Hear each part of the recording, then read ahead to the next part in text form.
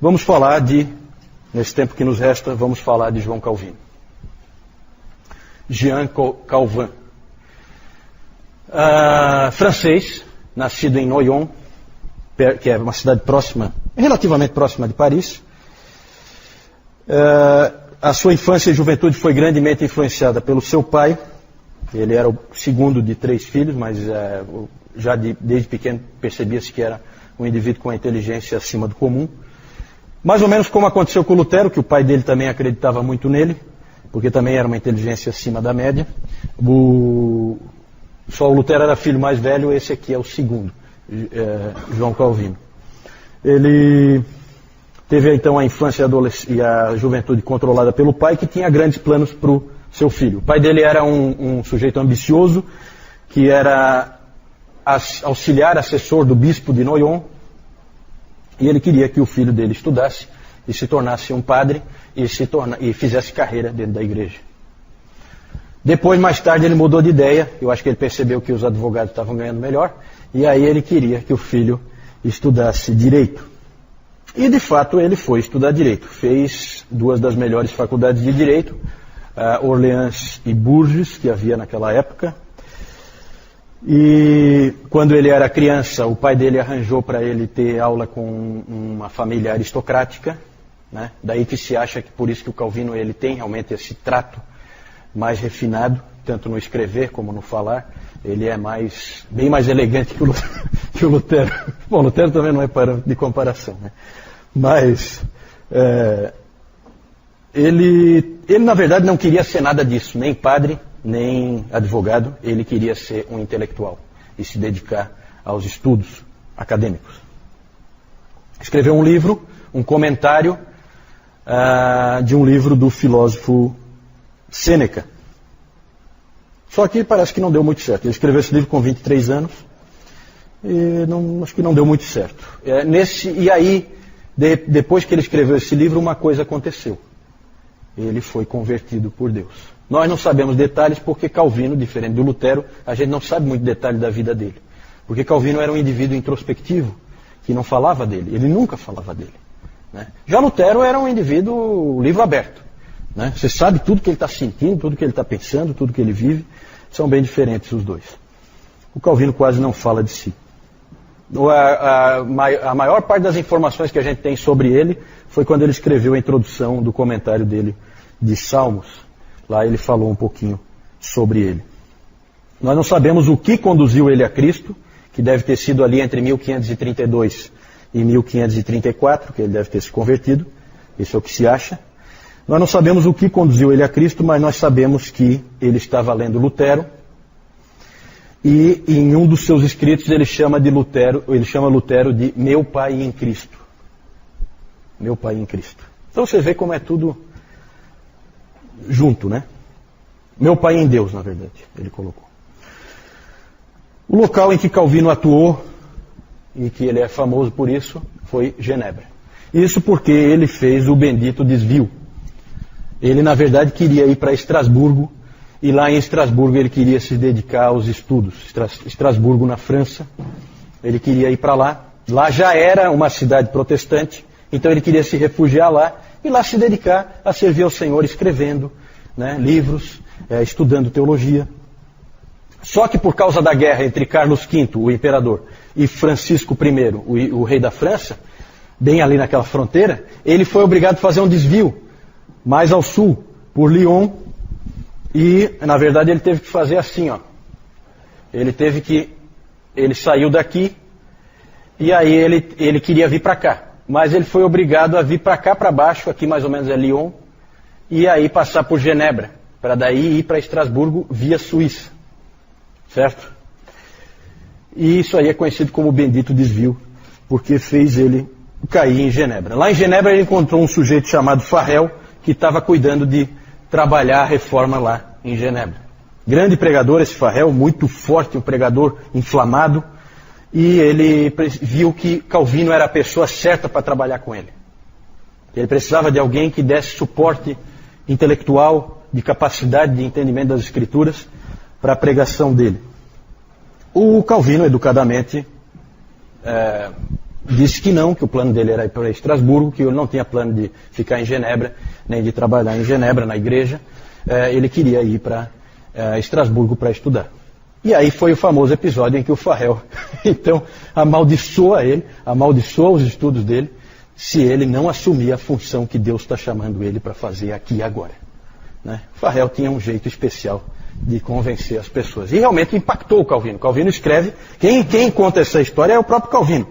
Ele fala que Farel pediu a Deus que amaldiçoasse meu retiro e a tranquilidade dos meus estudos se eu me esquivasse e recusasse ajuda quando a necessidade era tão urgente.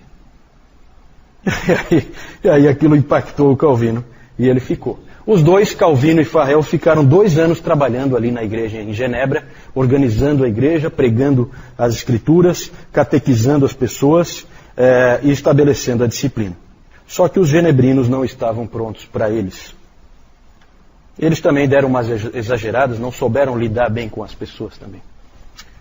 Deus ia preparar o Calvino depois, ainda não era a hora dele fazer a obra dele. Tanto que a coisa ficou tão feia que as pessoas colocavam o nome dos cachorros deles de Calvino, para poder chutar o cachorro na hora que o cachorro estava incomodando. E quando elas viam na casa do Calvino, que o Calvino estava estudando, ficavam jogando pedra na janela. Né? Então vejam que a relação igreja-pastor não era das melhores. Né? Então eles acabaram sendo convidados a se retirarem da cidade e eles de fato se retiraram, tanto o Farel como o Calvino. E aí o Calvino finalmente foi para Estrasburgo então, já que ali ele não era bem quisto. Ele foi para Estrasburgo e lá então ele começou a fazer o que ele sempre quis. Estudar e foram anos maravilhosos para ele. Só que lá ele conheceu alguém que foi muito importante na vida dele, uma influência tremenda, que foi o reformador daquela cidade. Falei antes que Estrasburgo já era protestante. Por que será? Porque havia ali um indivíduo chamado Martin Butzer. Esse indivíduo, já um indivíduo um pouco mais velho, o Butzer, ele era o líder da reforma em Estrasburgo. E ele convidou o Calvino para ajudar ele na igreja. Não ia ficar só estudando coisa nenhuma, você vai trabalhar também. Certo? Então ele foi... Esse Butzer, ele tinha sido convertido ao protestantismo por uma pregação de Lutero em Estrasburgo. Então vejam como Deus vai trabalhando. Vai jogando um aqui, um ali, um influencia o outro, os escritos de um influenciam o outro. É assim que Deus vai fazendo a obra. E ali com o Butzer, ele aprendeu a lidar com as pessoas, aprendeu a ser um pastor, aprendeu a se interessar pelas dificuldades das pessoas, tudo coisa que ele não sabia fazer, porque quando ele tinha chegado em Genebra, gente, ele tinha 20 e poucos anos, ele não tinha 30 anos ainda, né? Então ele nunca tinha assumido uma função assim. Vejam que Calvino nunca foi ordenado padre, nada, certo? Ele era um advogado, só que estava na malandragem porque não estava exercendo a profissão. Ele queria escrever e tal, né? E na verdade ele sempre era levado a fazer outras coisas. Lá havia uma igreja de 500 pessoas com refugiados franceses, certo? O próprio Calvino era um refugiado francês. Ele tinha ido para Estrasburgo também para se proteger, porque em 1536 ele tinha escrito a primeira edição das Institutas, lá na França. E é claro que o livro não foi lá muito bem recebido pela igreja. Então ele viu que a cabeça dele estava a prêmio. Então, por isso que ele tinha ido para Estrasburgo também. Ele queria ir para uma cidade que já fosse protestante. Mas o Butzer colocou ele para trabalhar com essa igreja de 500 pessoas de refugiados franceses. E Calvino trabalhou ali pregando e aconselhando diariamente aqueles irmãos. Deus queria que Calvino fizesse um seminário com Butzer, certo? Lá ele aprendeu a ser um pastor.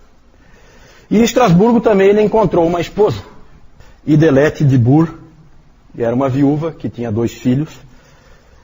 Eles se amavam muito, mas o casamento só durou 9 anos, porque ela faleceu. O único filho que eles tiveram juntos faleceu com poucos dias, né, de idade. Foi um golpe muito duro para o Calvino, mas ele disse que o que confortava ele é que Deus também é um pai e que ele sabe o que é melhor. Em 1541, acontece uma coisa muito interessante. Genebra percebeu que precisava do Calvino. Não sei se morreram aqueles cachorros já, né? E aí uma comissão foi lá chamar ele de volta para Genebra. E ele voltou. Voltou e ali ele passou o resto da sua vida como pastor da igreja de São Pedro, em Genebra. No testamento dele, ele se identifica como ministro da palavra de Deus em Genebra. Foi exatamente isso que ele foi. Por 23 anos ele pregou para o povo de Genebra. A média era de 5 sermões por semana. Ele pregava sem notas, sem anotações. Só que o povo anotava as pregações dele. Então existem hoje cerca de 2.000 sermões do Calvino conservados, certo? Em francês. Alguns traduzidos para outras línguas, mas em francês tem cerca de 2.000 sermões dele. Ele se preocupava muito em fazer pregação expositiva, como o Zwinglio também já se preocupava antes. Então isso é bem característica reformada, da linha reformada, de pregar expositivamente os textos da palavra, sequencialmente, conforme eles aparecem, né? Isso foi levado tão a sério pelo Calvino, que ele foi para Estrasburgo, expulso. Quando ele voltou, no domingo seguinte, havia assim uma certa apreensão entre o povo genebrino, porque eles sabiam o que tinham feito com ele. Então eles ficavam com medo de um certo revanchismo, que ele viesse e desse uma dura neles, por eles terem expulsado ele antes, certo? Ele simplesmente pegou, abriu a Bíblia e disse: há 3 anos atrás, quando eu saí daqui, eu parei nesse texto. Então, por favor, abram a Bíblia aí, nesse texto. Então ele fez a pregação expositiva dele continuar, mesmo depois de 3 anos fora em Estrasburgo, ele continuou do mesmo texto em que ele tinha parado, certo? Isso é um fato interessante. Calvino foi um grande reformador. Ele achava que a igreja, a vida pessoal, a adoração, a cultura, tudo tinha que ser transformado pela palavra de Deus. Mais ou menos na mesma linha do Zwinglio. O B.B. Warfield disse que Calvino encontrou o protestantismo como um bando e transformou-o num exército. Então ele é o grande organizador do protestantismo. A influência desse homem, nós não temos como fazer o cálculo, mas o que aconteceu em Genebra nesses 23 anos é uma coisa incrível, gente. Começa a vir gente de todos os lugares da Europa aprender em Genebra. Então a influência do Calvino é gigantesca, porque vem huguenotes da França, vem escoceses como John Knox, vem puritanos da Inglaterra, vem gente de todos os lugares aprenderem em Genebra. Então é um centro irradiador, certo? É muito interessante quando você lê a história dos mártires da Guanabara, aqueles huguenotes franceses que vieram aqui na Baía da Guanabara no início do século XVI, e aí a carta de um deles pedindo a Calvino que enviasse pastores para eles, porque eles não tinham nenhum pastor, né? E o Calvino mandou. Então a influência do Calvino é absurda, ele chega a influenciar o Brasil recém-descoberto, né? É claro que depois os portugueses mataram todo mundo e aí a coisa não foi para frente. Mas tivesse deixado, esses huguenotes franceses teriam se estabelecido aqui com um entendimento diferente das escrituras, certo? Então o Calvino ele influencia tudo, né? Não só Calvino, mas Genebra e a escola de Genebra, certo? Porque Calvino montou uma escola e todo mundo vinha aprender ali, certo? Ele encontrou o protestantismo como um bando e transformou num exército. Tem pessoas que dizem que Calvino foi uma espécie de ditador em Genebra. É nada mais longe da verdade. Ele sequer podia votar numa eleição em Genebra porque ele não era natural dali. Ele não se tornou cidadão de Genebra nunca. Ele era um francês, certo? E tem gente que acha que era ele que mandava lá. Gente, ele era consultado pelos líderes porque ele era uma grande autoridade nas escrituras. Mas os líderes, os magistrados, eles decidiam, certo? E assim foi também no famoso caso de Serveto, onde a gente não pode absolver o Calvino, porque esse Miguel Serveto foi realmente morto, queimado, em Genebra, com a conivência do Calvino. O Calvino só pediu para os líderes, ele sabia que não tinha como salvar, e eu acho que ele nem queria salvar o Serveto, mas ele pediu que não queimassem ele. Era uma forma de matar cruel demais. Só que eles ignoraram o pedido do Calvino e ele foi morto. E nós não temos nada para dizer em defesa do Calvino aí, certo? A única coisa que a gente pode dizer é que qualquer um faria isso. E que os católicos só não queimaram o Serveto porque deixaram ele escapar, que ele já tinha sido preso e estava para ser julgado e queimado. Certo? Ele só não foi queimado porque eles deixaram ele escapar. Certo? Então esse Miguel Serveto foi queimado em 1553 por blasfêmias contra a Santa Trindade. Certo? Queimado pelo poder público. Tá? Por uma decisão do Conselho da cidade. O ano de 1559 foi um grande ano em Genebra. Foi o ano da última e definitiva edição das Institutas da Religião Cristã. 5 anos depois, Calvino morreu aos 55 anos. O sucessor dele na igreja e na Academia de Genebra foi o seu companheiro e amigo Theodor Beza. Beza escreveu, por ocasião da sua morte: agora que Calvino está morto, a vida será menos doce e a morte menos amarga. Interessante, a gente sabe pouca coisa da vida do Calvino, mas tem uns episódios interessantes. Um que me marca bastante é quando uma vez ele queria escrever uma carta para um associado dele, um indivíduo que ele era muito amigo e que era líder da reforma na cidade de Lausanne.